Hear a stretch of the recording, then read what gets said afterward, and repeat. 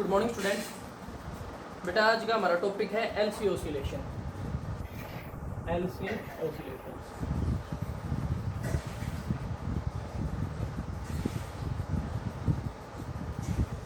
तो LC oscillations नाम से ही पता चल रहा है भाई ऑसिलेशन होने वाले हैं। ऑसिलेशन क्या होते हैं? इन्हीं भी दो पॉइंट्स के बीच में जब कोई ऑब्जेक्ट रैपिडली मूव करता है यानी बैक एंड फोर्थ क्या करता है, मूव करता है कि नहीं दो पॉइंट्स के बीच में, तो उसी को हम क्या बोल देते हैं, ऑसिलेशन। अब एलसी ऑसिलेशन है यानी कि इंडक्टर और कैपेसिटर, इन दो की हेल्प से हम इलेक्ट्रॉनिक्स के अंदर क्या प्रोड्यूस करने वाले हैं भाई, ऑसिलेशन प्रोड्यूस करने वाले हैं। तो कैसे करते हैं? तो देखो भाई, एक इंडक्टर ड्रा कर लेते हैं, ये हमारा इंडक्टर हो गया भाई, और इसको एक कैपेसिटर से कनेक्ट कर देते हैं, ये लो, ये हमारा कैपेसिटर हो गया। इनके बीच में है की। अब इसका बेसिक जो फंडामेंटल है वो क्या है भाई, पहले हम इस कैपेसिटर को चार्ज करेंगे तो इसके अंदर क्या स्टोर हो जाएगी, एनर्जी। फिर ये अपनी एनर्जी इस इंडक्टर को देगा। इस इंडक्टर के अंदर क्या बनेगा भाई, मैग्नेटिक फील्ड। ये हम बोल सकते हैं जो हमारे कैपेसिटर की एनर्जी थी वो इंडक्टर के अंदर मैग्नेटिक फॉर्म में क्या हो जाएगी, स्टोर हो जाएगी।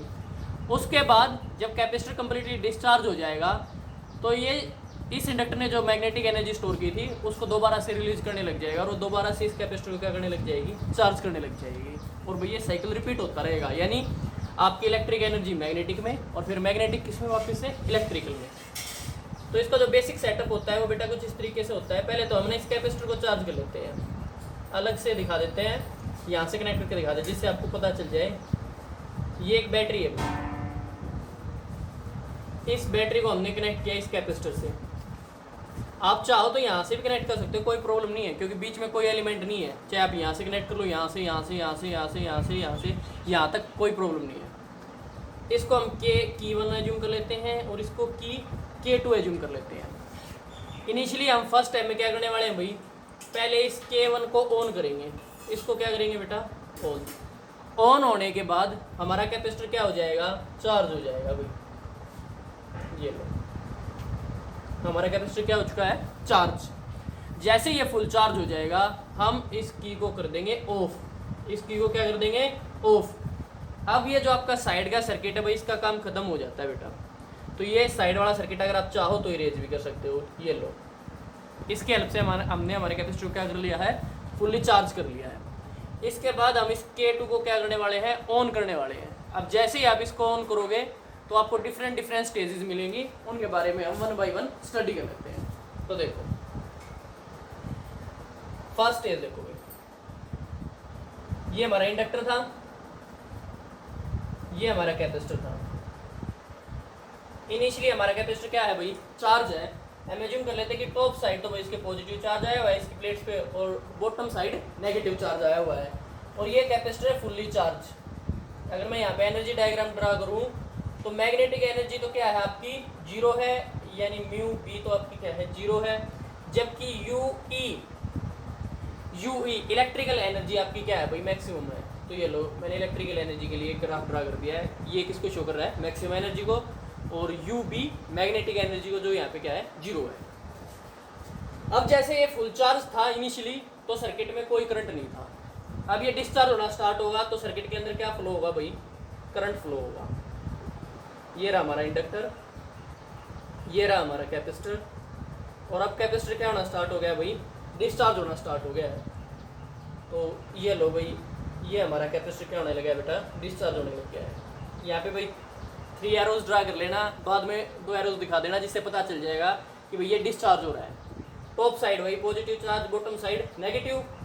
तो करंट फ्लो करेगा कहाँ से कहाँ, पॉजिटिव टू नेगेटिव फ्लो करेगा। अब जब करंट इस इंडक्टर से जाएगा तो इस इंडक्टर के अंदर क्या सेटअप होगा भाई, मैग्नेटिक फील्ड।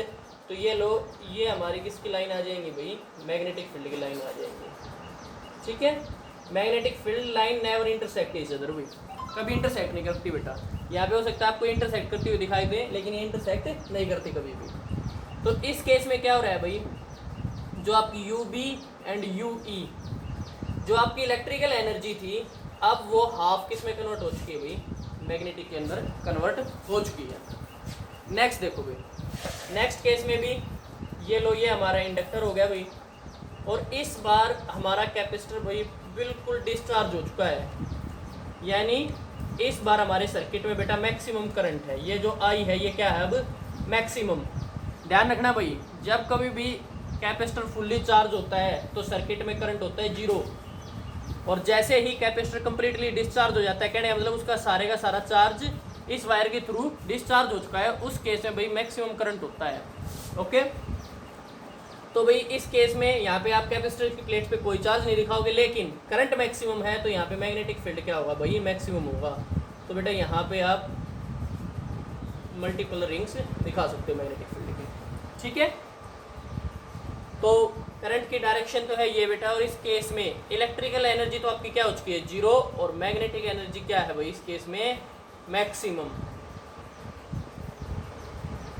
म्यू बी आपकी क्या हो चुकी है भाई इस केस में मैक्सिमम हो चुकी है। नेक्स्ट केस देखो भाई, अब इस सर्किट के अंदर कोई करंट नहीं होगा, इससे नेक्स्ट टाइम में ये कंप्लीटली डिस्चार्ज होने के बाद क्या होगा बेटा कोई करंट नहीं होगा। तो कोई करंट नहीं होगा तो भाई ये जो मैग्नेटिक फील्ड लाइन है ये क्या होने लग जाएंगे डिके, और जब ये मैग्नेटिक फील्ड लाइन डिके होंगी तो उस केस में यहाँ पर मैग्नेटिक फ्लक्स क्या होगा चेंज होगा, और मैग्नेटिक फ्लक्स जब चेंज होगा तो क्या प्रोड्यूस होगा करंट प्रोड्यूस होगा। मैं बार फिर से बता देता हूँ, यहाँ पे भैया जिम कर लेते हैं हम, ये 5 लाइन थी मैग्नेटिक फील्ड लाइन, अब और करंट नहीं आ रहा तो क्या होगा ये धीरे धीरे कम होने लग जाएंगे, जैसे 5 से 4 3 2 1 ऐसे होंगी। तो जैसे जैसे ये कम होती जाएंगी तो हम बोल सकते हैं कि भाई इस इंडक्टर के साथ या इस वायर के साथ जो मैग्नेटिक फील्ड हमारा जुड़ा हुआ है वो क्या होगा चेंज होगा, फ्लक्स क्या होगा चेंज होगा, और फ्लक्स किसको प्रोड्यूस करेगा भाई करंट को। तो नेक्स्ट डायग्राम में देखो भाई, ये हमारा था इंडक्टर और इस साइड है भी हमारा कैपेसिटर।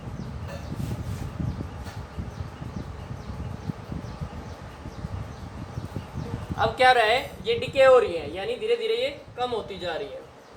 तो ये लो भाई मैंने 2 की जगह यहाँ पे सिंगल ड्रा कर दी है। इस केस में क्या होगा भाई, अब ये डिके हो रही है तो फ्लक्स चेंज हो रहा है, फ्लक्स चेंज हो रहा है तो आपका क्या प्रोड्यूस होगा भाई करंट प्रोड्यूस होगा, और करंट की डायरेक्शन क्या होगी यही होगी भाई, ठीक है। तो इसकी वजह से आपका कैपेसिटर क्या होना स्टार्ट हो जाएगा, चार्ज होना स्टार्ट होगा, और चार्ज की डायरेक्शन क्या होगी इस बार अपोजिट होगी। इस साइड तो क्या आएगा पॉजिटिव और इस साइड क्या आएगा नेगेटिव। ध्यान रखना यहाँ पे कैपेसिटर आपका बैटरी की तरह काम कर रहा था, यानी चार्ज कहाँ से कहाँ जा रहा था भाई पॉजिटिव से नेगेटिव, लेकिन यहाँ पे चार्जिंग हो रही है तो चार्जिंग में बेटा जिस प्लेट पे आपका करंट इंटर कर रहा है उस पर कैसा चार्ज आएगा पॉजिटिव, और जिस प्लेट से लीव करेगा उससे नेगेटिव। यहाँ पे ये एज ए सोर्स काम कर रहा है और यहाँ पे बेटा ये एज ए चार्जिंग डिवाइस काम कर रहा है, चार्ज को स्टोर कर रहा है। तो ध्यान रखना दोनों चीज़ों में डिफरेंस है भाई, करंट की डायरेक्शन जरूर ध्यान करना। इस केस में वापस से क्या हो गया भाई आपकी मैग्नेटिक एनर्जी किसके अंदर कन्वर्ट होनी स्टार्ट होगी, वापस से इलेक्ट्रिकल के अंदर कन्वर्ट होनी स्टार्ट हो चुकी है, लेकिन अपोजिट डायरेक्शन में जो आपका कैपेसिटर है वो चार्ज हुआ है। कैपेसिटर के चार्ज के लिए आप शो कर सकते हो, ये लो भाई 2 एरोज मैंने शो कर दिए यहाँ पे। अब फिर से वही लिमिट आएगी भाई, ये लो ये हमारा इंडक्टर हो गया, ये हमारा क्या हो गया बेटा इंडक्टर, और इस साइड ये लो एक कैपेसिटर है। अब धीरे धीरे ये कम होते जाएंगे और क्या हो जाएंगे लास्ट में बिल्कुल खत्म।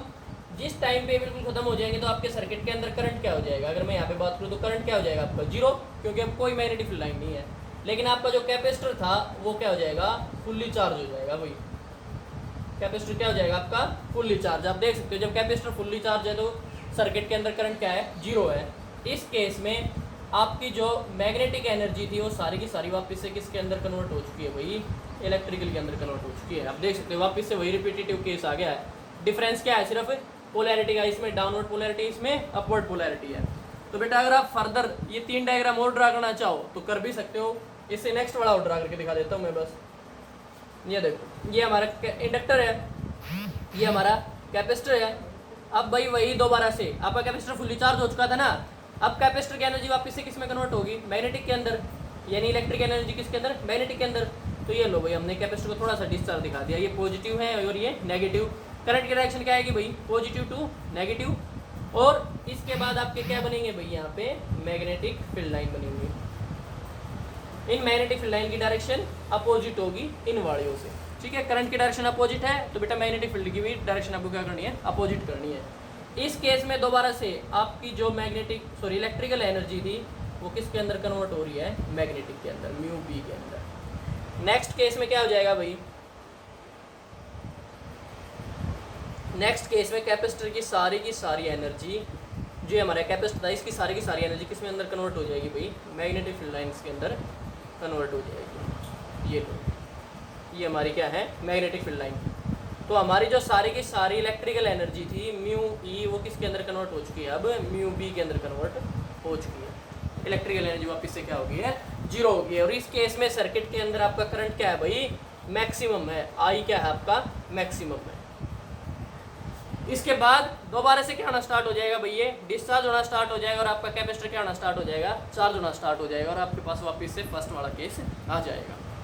तो भाई ये तो था आपका बेटा एलसी ओसिलेशंस। अच्छा, ओसिलेशंस के बारे में एक बात और सुनो, अगर कोई ओसिलेशन टाइम के साथ स्लो होता जा रहा है, टाइम के साथ क्या होता जा रहा है, स्लो होता जा रहा है, यानी आपने एक बॉल ली और उसको एक स्ट्रिंग से लटका दिया, आपने इसको स्विंग कराया तो क्या हुआ, धीरे धीरे स्लो हो जाएगी। यानी फर्स्ट टाइम ये बहुत हायर पॉइंट तक जाएगी, फिर स्लो स्लो स्लो स्लो और लास्ट में क्या हो जाएगी, बिल्कुल रुक जाएगी। तो इस टाइप के ओसिलेशन को हम बोल देते हैं बेटा डंप्ड ओसिलेशन। क्या बोल देते हैं, डंप्ड ओसिलेशन, जिसमें ओसिलेशन का एम्पलीट्यूड टाइम के साथ क्या होता जाए, कम होता जाए, वो कैसा ओसिलेशन होता है, डंप्ड। सेकंड ओसिलेशन आता है आपका अनडम्प्ड। अनडम्प्ड ओसिलेशन कैसा होता है भाई, अनडम्प्ड ओसिलेशंस के अंदर बेटा टाइम के साथ ओसिलेशन के एम्पलीट्यूड पे कोई इफेक्ट नहीं पड़ता, वो एज इट इज़ रहता है। तो अगर हम इस केस में देखना चाहें तो भाई वैसे तो हमने देखा कि इलेक्ट्रिकल मैग्नेटिक के अंदर कन्वर्ट हो रही है और मैग्नेटिक इलेक्ट्रिकल के अंदर कन्वर्ट हो रही है, यानी आपका ओसिलेशन कैसा होना चाहिए, अनडम्प्ड होना चाहिए। लेकिन बेटा प्रैक्टिकली हमें अनडम्प्ड नहीं मिलता, हमें मिलता है डम्प्ड।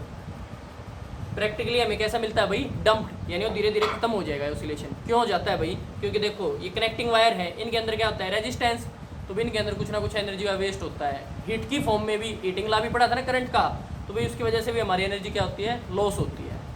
तो इस वजह से हमारा ऑसिलेशन धीरे धीरे क्या हो जाता है भाई, डम्प्ड हो जाता है। अगर इसको रखना है अनडम्प्ड, इसको कैसा रखना है, अनडम्प्ड, ये जो यहाँ पे ग्राफ ड्रा रखा है, अगर ऐसा इस ऑसिलेशन को बनाए रखना है तो बेटा हमें इसकी नेचुरल फ्रीक्वेंसी या रेजोनेंस फ्रीक्वेंसी पे बार बार इसको क्या देनी पड़ेगी भाई, एनर्जी देनी पड़ेगी। तो ये था बेटा आपका एलसी ओसिलेशन। एक बार बेटा रेजोनेंस फ्रीक्वेंसी जरूर रिवाइज कर लेना क्या होती है। अब स्टार्ट करते हैं भैया हम हमारा नया चैप्टर, इलेक्ट्रोमैग्नेटिक वेव। चैप्टर का क्या नाम भाई, इलेक्ट्रोमैग्नेटिक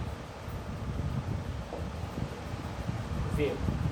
नाम से ही पता चल रहा है इलेक्ट्रिसिटी से और मैग्नेटिज्म से हम एक क्या बनाने वाले हैं भाई, एक वेव बनाने वाले हैं भाई। इलेक्ट्रोमैग्नेटिक वेव के बारे में जो सबसे इनिशियली बताया था वो बताया था मैक्सवेल ने। और मैक्सवेल ने कैसे बताया था भाई, इनिशियल से उसने स्टार्ट किया था ओस्टर्ड के एक्सपेरिमेंट से, हमने भी पढ़ा था भाई ओस्टर्ड का एक्सपेरिमेंट। ओस्टर्ड एक्सपेरिमेंट में क्या किया था भाई, उसने एक करंट कैरिंग कंडक्टर के पास कंपास लेके गया था, तो कंपास ने क्या शो किया था, डिफ्लेक्शन, यानी कि करंट, डायरेक्टली लिख लेते हैं बेटा, करंट किसको प्रोड्यूस कर रहा था भाई, मैग्नेटिक फील्ड को। ये बात किसने बताई, ओस्टर्ड ने बताई। ओस्टर्ड के बाद आया भाई फैराडे। फैराडे ने क्या बताई थी भाई, फैराडे के एक्सपेरिमेंट से हमें पता चला था कि भाई changing magnetic field, changing magnetic field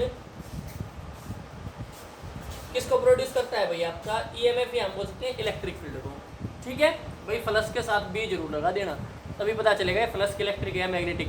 तो भाई चेंजिंग मैग्नेटिक फील्ड या changing magnetic flux produce EMF, ये बात किसने बताई थी भाई, फैराडे ने। तो भाई फैराडे के बाद आया आपका मैक्सवेल, क्लर्क मैक्सवेल।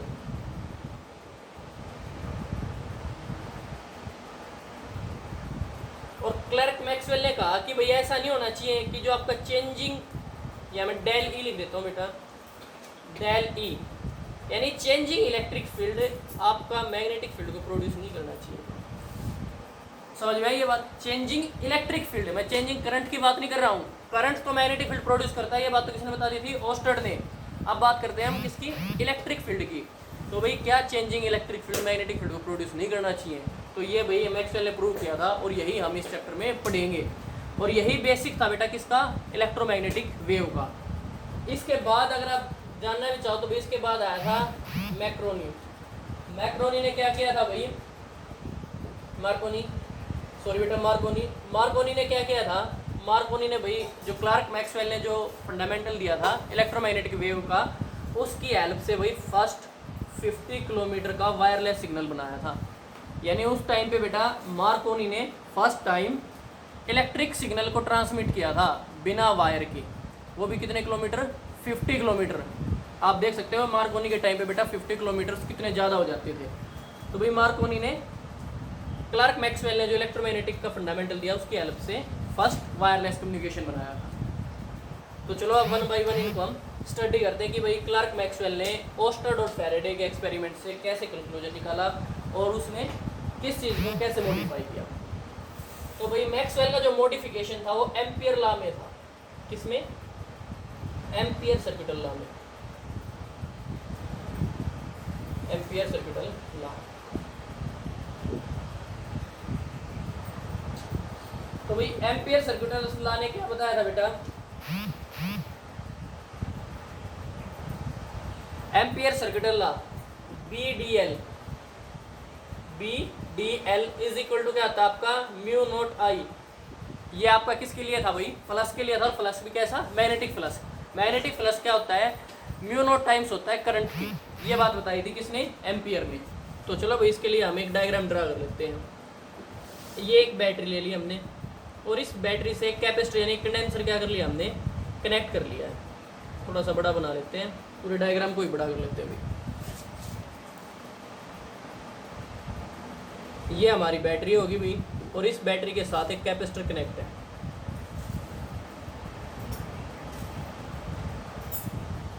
ठीक है, अब जैसे ही आप इस यहाँ पे की भी लगा लेते हैं। अब जैसे इस की के को ऑन करोगे तो क्या होगा, सर्किट में करंट फ्लो करेगा। तो चलो भाई हम इस पॉइंट पे मैग्नेटिक फील्ड निकालना चाहते हैं। इस पॉइंट पे जो मैग्नेटिक फील्ड होगा वो कुछ इस टाइप के लूप में होगा और ये लूप बेटा ऐसे परपेंडिकुलर है, सर्कुलर लूप ऐसे परपेंडिकुलर है। तो चलो निकालते हैं, क्या आएगा भाई, बी तो आपका बाहर आ जाएगा इंटीग्रेशन से, DL का बच जाएगा इज इक्वल टू क्या, म्यू नॉट आई अमाउंट यहाँ पे भाई करंट की फ्लो कर रही है। तो अगर हम यहाँ पे निकालते हैं और इस सर्कल की रेडियस को अगर हम स्मॉल आर्म एज्यूम कर लेते हैं तो क्या हो जाता है, ये B इंटू टोटल लेंथ क्या हो जाएगी भाई इस सर्कुलर लूप से, 2πr is equal to mu not I, यही होगी। अगर यहाँ से आप मैग्नेटिक फील्ड निकालते तो आपको क्या मिलती है, mu not I divided by 2πr। ये आपको क्या मिल गया भाई, यहाँ पे मैग्नेटिक फील्ड मिल गया है। ठीक है, अच्छी बात है। अब हम क्या करते हैं भाई, टिफन जैसी स्ट्रक्चर लेते हैं। टिफन कुछ ऐसा ही होता है और उसको यहाँ पे ऐसे रख देते हैं, यानी उसका फेस कहाँ पे है, यहाँ पे। ये एक टिफन जैसी स्ट्रक्चर ली भाई, ठीक है। और टिफन जैसी स्ट्रक्चर लेने के बाद ये क्या भाई, इस टिफन का हमारा फेस है। तो भाई चलो इस लूप के लिए निकालते हैं, इस लूप के लिए निकाल लेते हैं। इसके रेडियस अगर आप चाहो तो कैपिटल R भी एज्यूम कर सकते हो। तो भाई इस लूप के लिए क्या आ जाएगा, B तो वही कांस्टेंट बाहर की side DL is equal to mu not I. अगर मैं यहाँ पे वैल्यू पुट करता हूँ तो B तो एज इट इज, DL अगर आप करोगे तो क्या आ जाएगा 2π कैपिटल R। अगर आप स्मॉल r भी लेना चाहो तो स्मॉल r भी ले सकते हो बेटा, रेडियस ही है, सिर्फ नोटेशन है। Is equal to mu not I. क्या यहाँ पे भाई इन कैपेसिटर्स की प्लेट के बीच में कोई करंट है? भाई जब कभी भी आपका कैपेसिटर फुल्ली चार्ज हो जाता है तो उसकी प्लेट्स के बीच में करंट नहीं होता। होता क्या है, सिर्फ अगर ये पॉजिटिव से है तो भाई इस साइड पॉजिटिव चार्ज आ जाता है प्लेट्स पे और इस साइड नेगेटिव चार्ज स्टोर हो जाता है। यानी इस रीजन में, मिडल वाले रीजन में करंट नहीं होता। क्या होता है, सिर्फ इलेक्ट्रिक फील्ड होता है। इस चीज़ का ध्यान रखना भाई, करंट और इलेक्ट्रिक फील्ड सेम चीज़ नहीं होती। इलेक्ट्रिक फील्ड तो एक सिंगल चार्ज की वजह से हो सकता है नॉर्मली जो रेस्ट पे हो, लेकिन करंट नहीं हो सकता। ठीक है ना। तो यहाँ पे क्या है, मैग्नेटिक फील्ड यानी इसका इफेक्ट है भाई इसके बीच में, लेकिन करंट क्या है, जीरो। तो भाई करंट की जगह हमने जीरो वैल्यू पुट कर दी। तो यहाँ से जो आपका मैग्नेटिक फील्ड आया वो क्या आया, जीरो आया। तो भाई अगर आप इक्वेशन फर्स्ट और इक्वेशन सेकंड को अगर आप देखोगे तो आपको एक बात पता चलेगी कि एम्पियर सर्किटल लॉ भाई कंस्टिट्यूएंट नहीं है, यानी एक जैसा नहीं है। इसमें कहीं ना कोई ड्रॉबैक है, यानी कोई ना कोई यहाँ पे हमारी टर्म क्या है बेटा, मिसिंग है, जिस वजह से हम यहाँ मिडल पे क्या नहीं निकाल पा रहे हैं, मैग्नेटिक फील्ड नहीं निकाल पा रहे हैं। तो इसी को भाई मैक्सवेल ने क्या किया था, मॉडिफाई किया था। और मॉडिफाई करके उसने एक करंट निकाला जिसको उसने बोला डिस्प्लेसमेंट करंट। तो भाई एम्पियर सर्किटल लॉ देख चुके बेटा, दोनों जगह निकाल चुके। अब बात कर लेते हैं डिस्प्लेसमेंट करंट की। जो ये मिसिंग क्वांटिटी थी ये थी भाई डिस्प्लेसमेंट करंट, और ये किसने बताई थी भाई? मैक्सवेल ने।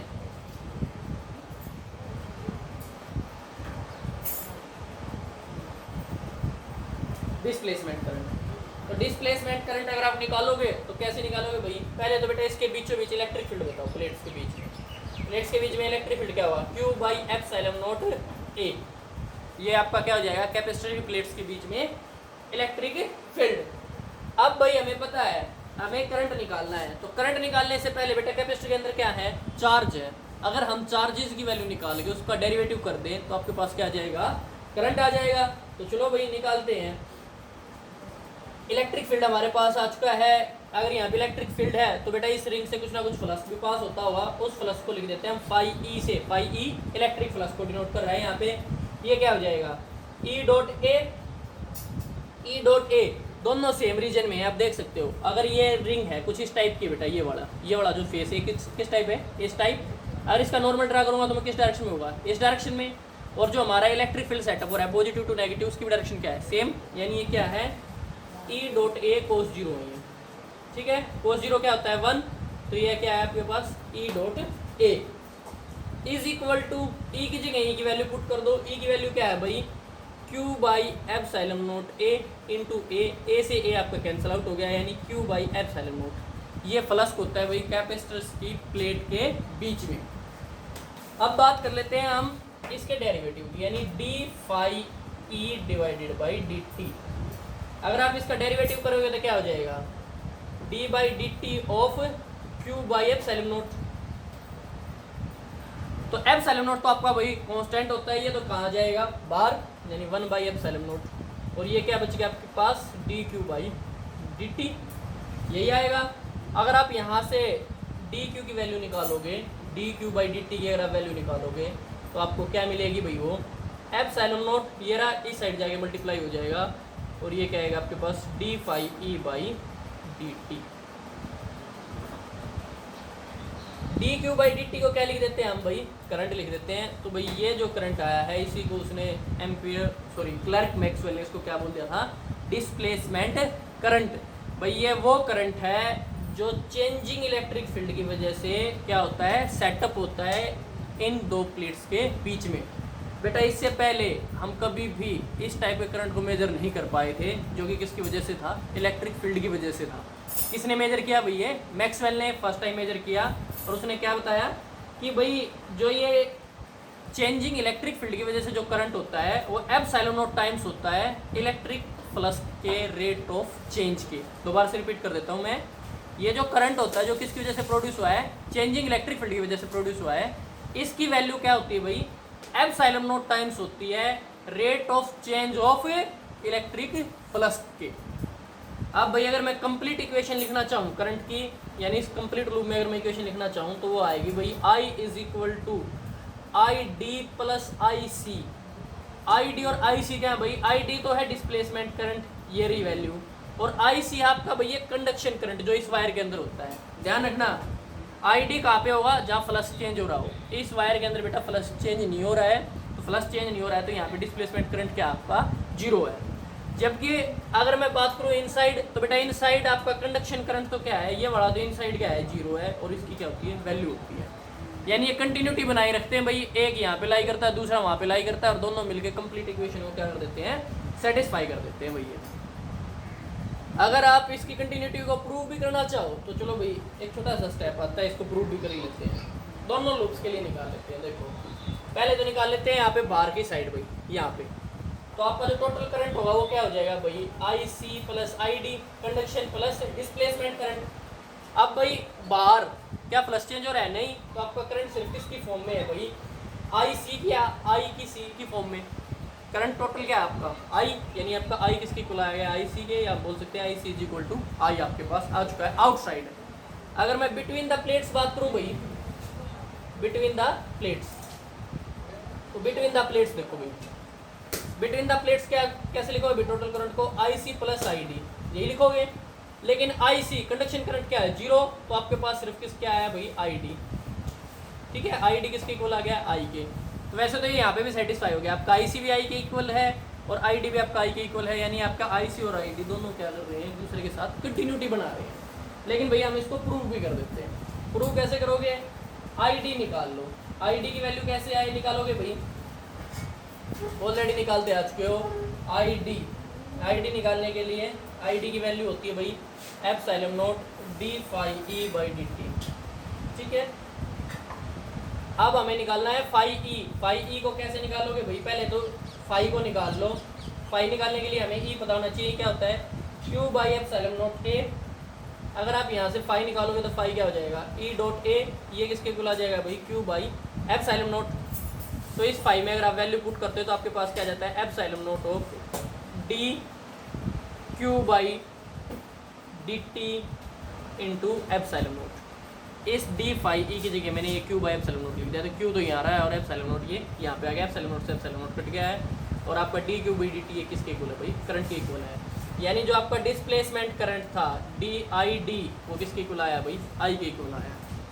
तो आप इससे प्रूव कर सकते हो कि आपके करंट्स में, कंडक्शन करंट में और डिस्प्लेसमेंट करंट में क्या होती है, कंटिन्यूटी होती है भाई। लेकिन ये हमेशा जरूरी नहीं होता। ये कब होगा भाई, जब सर्किट में दोनों लाई करते हो तभी कंटिन्यूटी होगी। यानी वहाँ पे कंडक्शन करंट की जगह भी होनी चाहिए और डिस्प्लेसमेंट करंट की भी जगह होनी चाहिए। अगर यहाँ पे भाई रजिस्टर होता, कैपेसिटर की जगह क्या होता, रजिस्टर होता, तो उस केस में भाई कंडक्शन करंट में और डिस्प्लेसमेंट करंट में कंटिन्यूटी नहीं होती।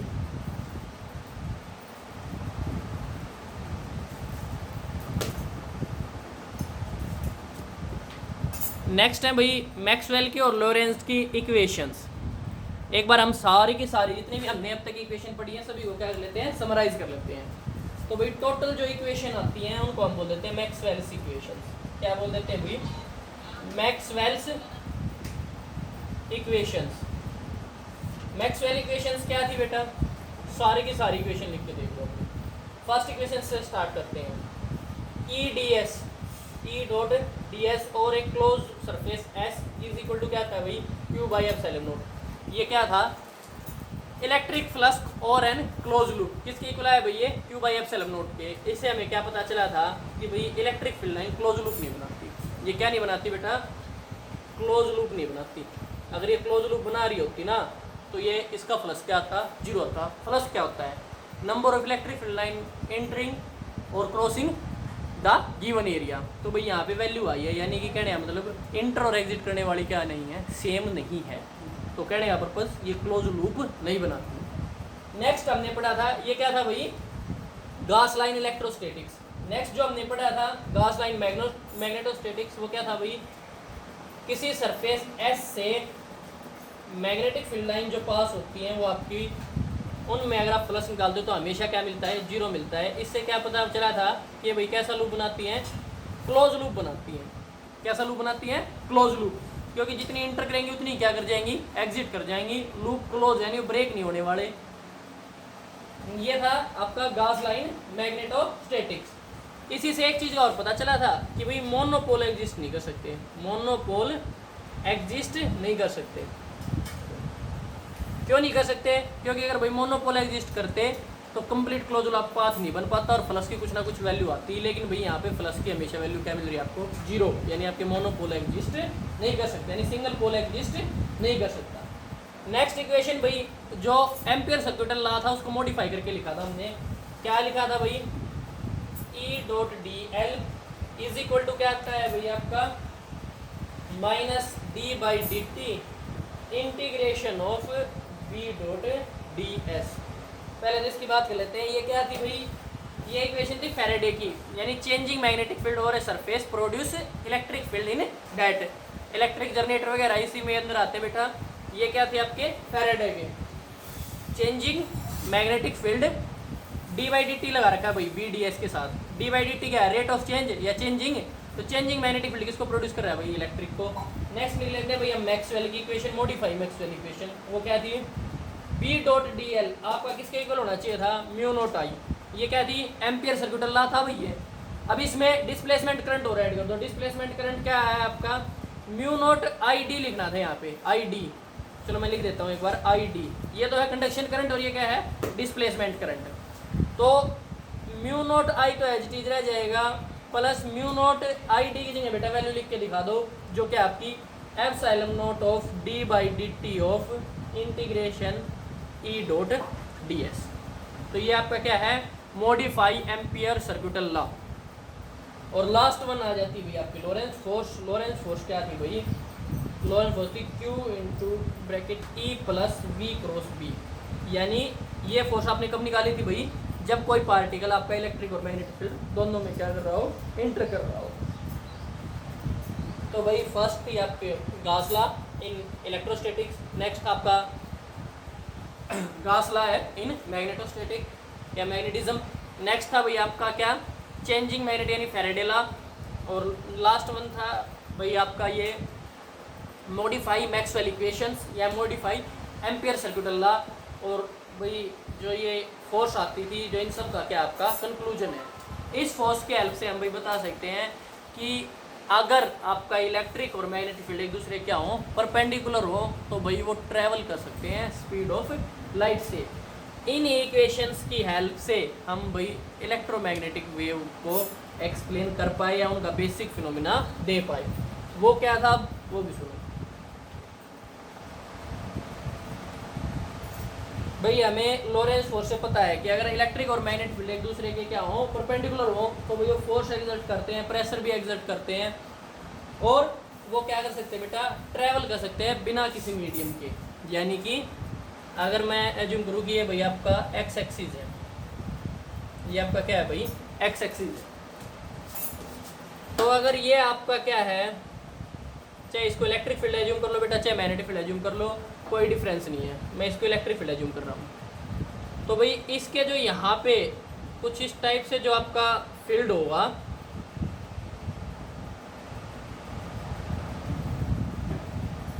इस फील्ड भाई एक फील्ड कुछ इस तरीके से बेटा, दो प्लेन्स में ही है। आपका इलेक्ट्रिक फील्ड तो है भाई इसी प्लेन में, जबकि ये जो आपका बी यानी मैग्नेटिक फील्ड है वो बेटा इस प्लेन में है, यानी ऐसे चल रही है। ये जो मैंने नीचे से लाइन ड्रा की, ये कैसे है, ऐसे है, फिर नीचे चली गई, पीछे से आई, और फिर यहाँ से ऐसे है। यानी इलेक्ट्रिक और मैग्नेटिक फील्ड एक दूसरे क्या है, परपेंडिकुलर है, और उनकी ट्रैवल की डायरेक्शन क्या है भाई, इन दोनों की जो डायरेक्शन है उसकी परपेंडिकुलर है। यानी ई और बी एक दूसरे पे परपेंडिकुलर है, और साथ साथ जो इनकी प्रोपगेशन डायरेक्शन है उसकी भी क्या है, ये दोनों परपेंडिकुलर है। तो भाई मैं अगर इलेक्ट्रोमैग्नेटिक वेव की अगर मैं बात करूं तो ये क्या होती हैं, इलेक्ट्रोमैग्नेटिक वेव की अगर मैं बात करूं तो भाई पहली बात तो ये सेंसिटिव वेरिएशन होती है। क्या होती है, सेंसिटिव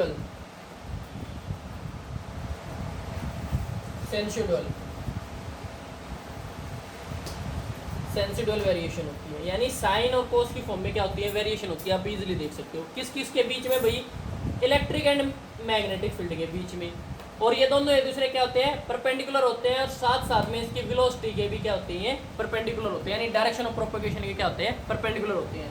अब इसी को डेफिनेशन की फॉर्म में सुनो भाई, electromagnetic wave are those wave in which sensitive variations of electric and magnetic field occurs at the right angle to each other and also to the propagation of the wave। तो भाई wave के propagation की भी क्या होती हैं, perpendicular होती है।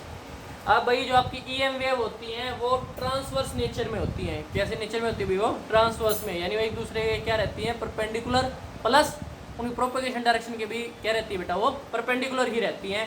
तो ऐसे नेचर यानी ऐसी वेव को हम बोल देते हैं ट्रांसवर्स वेव। साउंड के केस में बेटा आपने 9th क्लास में पढ़ा भी था, ट्रांसवर्स और लॉन्गिट्यूडनल। साउंड वेव आपकी कैसी वेव थी, लॉन्गिट्यूडनल, और आपकी इलेक्ट्रोमैग्नेटिक वेव कैसी है भाई, ट्रांसवर्स नेचर की होती है। कैसे नेचर की होती है, ट्रांसवर्स नेचर की। ठीक है, इसके अलावा बेटा और बहुत सारी प्रॉपर्टी हैं। इसकी एक प्रॉपर्टी और देख लो, ये तो थी भाई वेरिएशन के बारे में, या हम बोल सकते हैं कि भाई इलेक्ट्रोमैग्नेटिक वेव क्या होती है। अब बात कर लेते हैं प्रॉपर्टी में भाई फर्स्ट प्रॉपर्टी तो क्या है, इनका नेचर कैसा होता है बेटा, ट्रांसवर्स होता है। नेक्स्ट प्रॉपर्टी, ये स्पीड ऑफ लाइट से ट्रेवल करती है, और स्पीड ऑफ लाइट भाई आपका इक्वल होता है 1/√ऑफ mu not and epsilon not के। ठीक है, तो इस स्पीड ऑफ लाइट से आपकी इलेक्ट्रोमैग्नेटिक वेव क्या करती हैं, ट्रैवल करती हैं भाई। इसके अलावा भी बेटा इसमें और प्रॉपर्टीज आप ऐड कर सकते हो, जैसे कि भाई ये इलेक्ट्रिक और मैग्नेटिक फील्ड किसकी वजह से प्रोड्यूस होते हैं, एक्सीलरेटिंग चार्ज पार्टिकल की वजह से प्रोड्यूस होते हैं। यानी आपकी जो इलेक्ट्रोमैग्नेटिक वेव जो होती है EMW, वो किसकी वजह से प्रोड्यूस होती है भाई? एक्सीलेटिंग चार्ज की वजह से प्रोड्यूस होती है, क्योंकि एक एक्सीलेटिंग चार्ज दोनों चीज़ें प्रोड्यूस कर सकता है, इलेक्ट्रिक भी और मैग्नेटिक फील्ड, दोनों की। ये भी डिपेंड नहीं करती, या इनको ट्रैवल करने के लिए बेटा कोई मटेरियल की ज़रूरत नहीं होती, यानी ये वैक्यूम के थ्रू या स्पेस के थ्रू भी क्या कर सकती हैं, स्पेस के थ्रू भी ये क्या कर सकती है बेटा, ट्रैवल कर सकती हैं। ठीक है। इलेक्ट्रिक और मैग्नेटिक फील्ड में जो वेरिएशन होती है वो कैसी होती है भाई? सेंसिड्यूल होती है, हम पहले भी डिस्कस कर चुके हैं। जो आपका इलेक्ट्रिक एंड मैग्नेटिक फील्ड होता है यानी E एंड B होता है, वो सेम फेस में ऑसिलेट करते हैं। सेम फेस में क्या करते हैं बेटा? ऑसिलेट। सेम फेस में ऑसिलेट का मतलब आप देख सकते हो इनमें बीच में कोई फेस का डिफरेंस नहीं आएगा कभी भी। अगर फेस डिफरेंस आ गया तो बेटा ये ट्रैवल नहीं कर पाएंगे, वो EM वेव नहीं रहेंगी। इलेक्ट्रिक और मैग्नेटिक फील्ड कैसे फेस में है भाई? सेम फेस में है। आप देख सकते हो दोनों का यहाँ पे भी फेस सेम है, यहाँ पे भी, यहाँ पे भी। किसी भी पॉइंट पे आप उनका फेस चेक कर सकते हो, दोनों किस में मिलेंगी? सेम फेस के अंदर मिलेंगी। इसके अलावा भाई जो इनकी स्पीड होती है यानी EM वेव की जो स्पीड होती है वो या तो इक्वल टू होती है C के, या फिर C से कम हो जाती है, लेकिन C से ज़्यादा कभी नहीं होगी। यानी EM जो वेव होती हैं आपकी, उनकी स्पीड C से ज़्यादा कभी भी नहीं होगी भाई, इस चीज़ का ध्यान रखना। C स्पीड ऑफ लाइट सबसे ज़्यादा होती है। ठीक है। इसके अलावा भाई जितनी भी एनर्जी होती है वो दोनों के अंदर क्या होती है? इक्वली डिवाइडेड होती है। अगर मैं यहाँ पे लिखना भी चाहूँ तो इलेक्ट्रिक एनर्जी आपकी क्या आएगी भाई? Half of epsilon not E square. बेटा इनका डेरिवेशन आपके सिलेबस के अंदर नहीं है। एंड म्यू बी क्या होता है आपका, यानी मैग्नेटिक फील्ड में जो एनर्जी आती है वो क्या आती है? Half of B square by mu naught. तो भाई ये एनर्जी जो आपकी टोटल एनर्जी थी वो हाफ तो किसकी फॉर्म में होती है? इलेक्ट्रिकल की फॉर्म में, और हाफ किसकी फॉर्म में होती है भाई? मैग्नेटिक एनर्जी की फॉर्म के अंदर होती है। EM वेव न्यूट्रल होती है भाई। EM वेव जो आपकी होती हैं वो क्या होती है? इलेक्ट्रिकली न्यूट्रल होती हैं। Electrical neutral. ऐसा क्यों भाई? ऐसा इसलिए आप देख सकते हो यहाँ पे इलेक्ट्रिक फील्ड है, पॉजिटिव साइकिल, नेगेटिव फिर पॉजिटिव फिर नेगेटिव, तो एक दूसरे को बेटा क्या करते जा रहे हैं? कैंसिल आउट करते जा रहे हैं। यानी आपकी EM वेव क्या होती हैं? इलेक्ट्रिकली न्यूट्रल होती हैं। अब न्यूट्रल होगी तो भाई इनको हम डिफ्लेक्ट भी नहीं कर सकते, तो इनको हम ये कैन नॉट बी डिफ्लेक्टेड, इनको डिफ्लेक्ट नहीं किया जा सकता भाई किसी भी चीज़ से, ना मैग्नेटिक फील्ड से ना इलेक्ट्रिक फील्ड से। EM वेव को डिफ्लेक्ट नहीं किया जा सकता, ना मैग्नेटिक फील्ड से ना इलेक्ट्रिकल फील्ड से। बेटा आप लोगों को ये ऐसे शॉर्ट में नहीं लिखने हैं, क्योंकि शॉर्ट में अभी तो समझ में तो आ जाएगा, लेकिन बेटा बाद में ध्यान नहीं रहेगा कि आपने भाई ये क्या लिख दिया था। तो कोशिश करना बेटा मैक्सिमम जितने भी ये यहाँ पे पॉइंट्स बताए इनको आप पॉइंट्स के अंदर नोट डाउन करो। यानी आपकी EM वेव लिख सकते हो आप, electromagnetic wave can not be deflected either by electric और मैग्नेटिक फील्ड। तो ये था बेटा आपका EM वेव की कुछ प्रॉपर्टीज। इसके अलावा भाई सिलेबस में नहीं है लेकिन आपका रेडिएशन प्रेशर, लेकिन भाई इससे आपके बेटा क्वेश्चन आ जाते हैं कॉम्पिटिटिव एग्जाम के अंदर।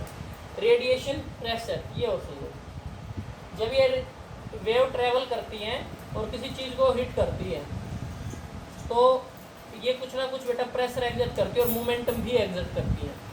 तो जो ये प्रेशर होता है उसको हम लिख देते हैं P से। P रेडिएशन प्रेशर, या इसको मोमेंटम भी बोल देते हैं। रेडिएशन प्रेशर होता है आपका energy divided by speed of light, यानी जो आपकी एनर्जी इसने अपने अंदर स्टोर कर रखी है उसको किससे डिवाइड कर दो? C स्पीड ऑफ लाइट से डिवाइड कर दो। ठीक है। नेक्स्ट अगर आप मोमेंटम निकालना चाहो तो मोमेंटम होता है बेटा P को कैसे लिखते हो आप? फोर्स अपॉन, या चेंज इन मोमेंटम पहले नहीं लेते बेटा, फोर्स अपॉन एरिया। अब फोर्स क्या होती है आपकी? Change in momentum with respect to area. यहाँ पे बेटा मैंने प्रेशर लिखा है, ये क्या है आपका? प्रेशर। एक सेकंड भाई, सॉरी बेटा अगर यहाँ पे मिस्टेक हुई हो तो एक बार देखो। प्रेशर क्या होता है? Force upon area. अब फोर्स क्या होती है आपकी? फोर्स हो जाती है change in momentum with respect to time divided by area. ठीक है, change in momentum with respect to time. अगर आप यहाँ से रेडिएशन प्रेशर में और मोमेंटम में रिलेशन निकालते हो तो आपके पास क्या आता है भाई? Capital P is equal to small p divided by A del T। ये स्मॉल p क्या है भाई? मोमेंटम है, और ये कैपिटल P क्या है आपका? रेडिएशन प्रेशर है। तो भाई इलेक्ट्रोमैग्नेटिक वेव प्रेशर एक्सर्ट करती हैं। अब भाई आप लोगों को पता चल गया EM वेव क्या होती हैं, वो कैसे ट्रैवल करती हैं। इसके अलावा भाई एक चीज़ होती है, वो होती है electromagnetic spectrum, EMS, electromagnetic spectrum. Electromagnetic spectrum, electromagnetic spectrum क्या होता है भाई? ये जो आपकी EM वेव है बेटा, ये बहुत सारे टाइप्स की होती है, यानी अपनी फ्रीक्वेंसी और वेवलेंथ के हिसाब से क्या हो जाती है, अलग अलग हो जाती हैं। क्यों हो जाती है भाई अलग अलग? देखो हमें पता है लैम्बडा क्या होता है भाई, C/V होता है, यानी अगर आप यहाँ से C की वैल्यू निकालोगे तो क्या होता है, lambda into mu, lambda into mu. अगर बेटा किसी को रिलेशन याद ना रहता हो तो मैं बता देता हूँ। C क्या है बेटा, स्पीड, स्पीड क्या होती है, डिस्टेंस अपॉन टाइम। तो एक वेव के लिए डिस्टेंस क्या होती है, lambda divided by time t। अगर आप t का इनवर्स करते हैं यानी t को उल्टा कर देते हैं तो क्या हो जाता है, वो म्यू यानी फ्रीक्वेंसी। म्यू किसके इक्वल होती है बेटा, 1/t के इक्वल होती है। तो ये यही वैल्यू मैंने यहाँ पे पुट की है। तो भाई आप देख सकते हो लैम्बडा की और म्यू की बहुत सारी वैल्यूज ऐसी हो सकती है जिनके लिए स्पीड ऑफ लाइट आए आपके पास। तो बेटा वो सारी की सारी किस में आ जाती हैं आपके, अप्रोक्सीमेटली इलेक्ट्रोमैग्नेटिक वेव के अंदर आ जाती है। बस कंडीशन और मैच हो जाए, और वो कंडीशन क्या है कि उस वेव के इलेक्ट्रिक और मैग्नेटिक फील्ड सेम फेस में होने चाहिए और एक दूसरे के परपेंडिकुलर होने के साथ साथ वेव के प्रोपगेशन की डायरेक्शन में क्या होनी चाहिए, परपेंडिकुलर होनी चाहिए। तो भाई हमने क्या किया, ये जो आपके अलग अलग वेवलेंथ और फ्रीक्वेंसी के हिसाब से थे, इनको हमने रीअरेंज कर दिया। इंक्रीजिंग फ्रीक्वेंसी, इंक्रीजिंग तो क्या फ्रीक्वेंसी, और डिक्रीजिंग वेवलेंथ के हिसाब से।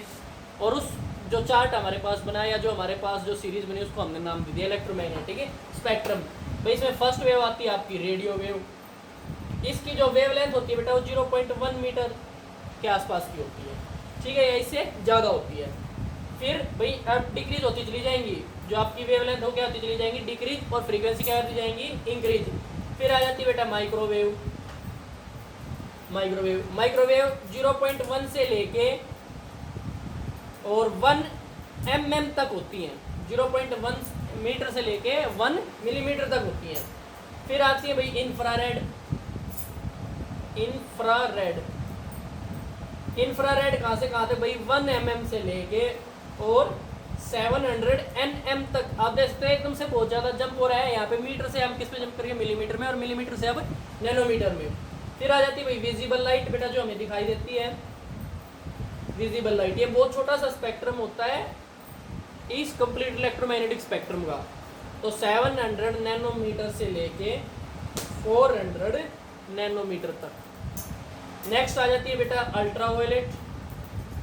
अल्ट्रावायलेट, अल्ट्रावायलेट कहाँ से कहाँ तक होती है बेटा, 400 नैनोमीटर से लेके 1 नैनोमीटर तक। और ऐसे ही एक्सरे है आपकी, एक्सरे कहाँ से कहाँ भाई, 1 नैनोमीटर से लेके और 10⁻³ नैनोमीटर तक।